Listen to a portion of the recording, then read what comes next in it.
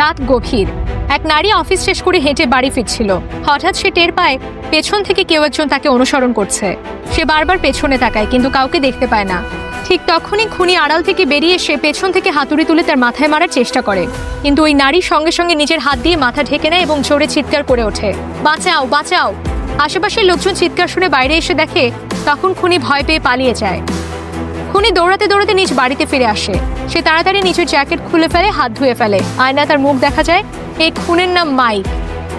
বহু বছর ধরে সে বিবাহিত। তার একটা ছোট সুখী পরিবার আছে। বাইরে থেকে তাকে দেখে কেউ কোনোভাবে ভাবতে পারবে না সে এতটা ভয়ঙ্কর একজন মানুষ। পরদিন সকালে পুলিশ এসে মাইকের দরজায় নক করে। মাইক হাসপাতালে ছুটে যায়।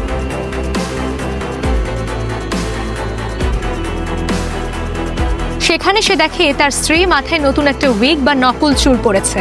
তখন সে বুঝে যায় গত রাতে সে যাকে মারতে গিয়েছিল সে আসলে তার নিজের স্ত্রীই ছিল, কিন্তু তার স্ত্রী নতুন নকল চুল পড়ায় সে বুঝতেই পারেনি। তার স্ত্রী পুলিশকে জানায় খুনি তাকে পেছন থেকে আক্রমণ করেছে, তাই সে মুখ দেখতে পায়নি। তবে খুনির শ্বাস প্রশ্বাসের শব্দটা খুবই পরিচিত মনে হয়েছিল, কিন্তু কে সেই ব্যক্তি তা বুঝতে পারেনি। পরে মাইক স্ত্রীর কাছে জানতে চায় কেন সে উইগ পড়েছিল। স্ত্রী উত্তর দেয় সেটা ছিল একটা চমক, তাকে সারপ্রাইজ দেওয়ার জন্য। এই কথা শুনে মাইকের মনে প্রচন্ড অপরাধ বোধ হয়, তাই সান্ত্বনা দেওয়ার জন্য সে স্ত্রীর গলা জড়িয়ে ধরে বলে, যদি খুনিকে ধরি আমি নিজেই তাকে মেরে ফেলবো। এরপর মাইক চুপি চুপি নদীর ধারে গিয়ে সেই খুনের হাতুড়িটা ফেলে দেয়। সে ভাবে এবার থেকে আর কোনো খুন করবে না। কিন্তু শহরে একের পর এক নারী খুন হওয়ায় সব নারী এত ভয় পেয়ে যায় যে কেউ আর রাতে বের হয় না।